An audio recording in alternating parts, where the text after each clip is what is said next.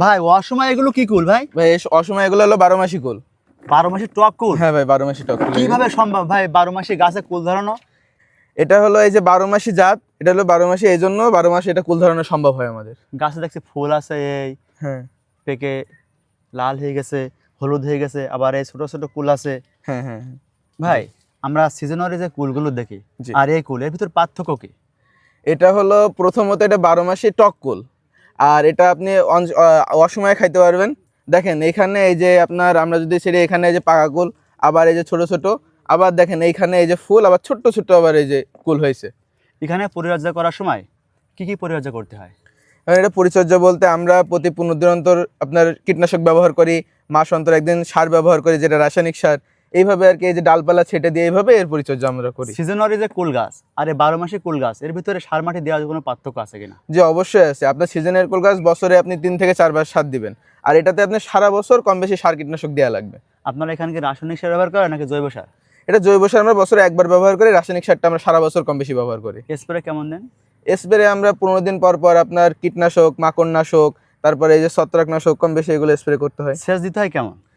সেচ দিতে হয় এখন তো বর্ষার সময়, এখন তো সেচই লাগে না, তবে আপনার যে সময় আপনার বর্ষা হয় না সেই সময় আমাদের প্রতি 15 দিন 1 সপ্তাহ পর পর আমাদের সেচ দেওয়া লাগে। আচ্ছা, আমরা সিজনারি যে কুল চাষ করি অনেক সমস্যার সম্মুখীন হতে হয়, আর 12 মাসে কুল চাষ করতে হলে কি কি সমস্যার সম্মুখীন হতে হয়?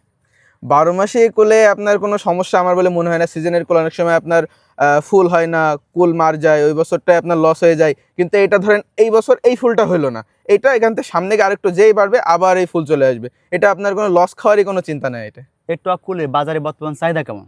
এখন বর্তমান প্রচুর চাহিদা আছে টকল। এখন যদি আজকে বলি 50 মণ নিয়ে নিবে, এত পরিমাণ চাহিদা আছে। কিন্তু সেই পরিমাণ তো আমাদের সম্ভব না। অল্প কিছু গাছ, এই 1-1.5 বিঘা জমিতে আর কত সম্ভব। আপনাদের গাছের বয়স কত বছর হয়েছে? এটা 2 বছর সম্ভব, এই 2 বছর হয়েছে। 2 বছর। 2 বছর। আচ্ছা, কেউ যদি আপনাদের এখানে চারা নিতে চায়, কুল নিতে চায়, কিভাবে যোগাযোগ করবে? এখন যারা আমাদের কাছ থেকে কুল বা চারা নিতে চায় তারা আমাদের হোয়াটসঅ্যাপ নাম্বারে যোগাযোগ করবে। আমার হোয়াটসঅ্যাপ নাম্বার 01886471056। এই নাম্বারে যোগাযোগ করলে সরাসরি আমাকে দেখে আমার কাছ থেকে চারা আর নেবে। আপনাদের এই স্থানের ঠিকানা একটু বলুন। আমাদের এই স্থানের ঠিকানা হলো সাতক্ষীরা জেলা কলারোয়া থানা ব্রজবাক্সা বাজার। যে কোনো লোকের কাছে জিজ্ঞাসা করলে বলে দেবে? হ্যাঁ, যে কোনো জায়গায় আমাদের ব্রজবাক্সা বাজারে এসে যে কাউকে জিজ্ঞাসা করবেন, জিজ্ঞাসা করলে আমাদের দেখায় 12 দেবে। মাসের টক কুল কোথায় পাওয়া যায়? হ্যাঁ হ্যাঁ হ্যাঁ, বাগান কোথায়? জি জি, ওইটা বললেই সম্ভব। আপনার বাবার নাম কি? আমার আব্বুর নাম হলো আব্দুল মাজেদ। উনি আর কি এই 12 মাসি কুলটা সর্বপ্রথম আমাদের দেশে নিয়ে আসে, বা আমাদের দেশে না সারা বাংলাদেশে উনি এই সারা পৃথিবীতে উনি এই কুলটা প্রথম আর কি আবিষ্কার করেন এটা। তা আপনারা যারা চারা নিতে চান, কুল নিতে চান, উক্ত নাম্বারে যোগাযোগ করবেন। অবশ্যই ভালো জাতের এবং ভালো মানের কুল পাবেন। সকলে ভালো থাকুন। আসসালামু আলাইকুম।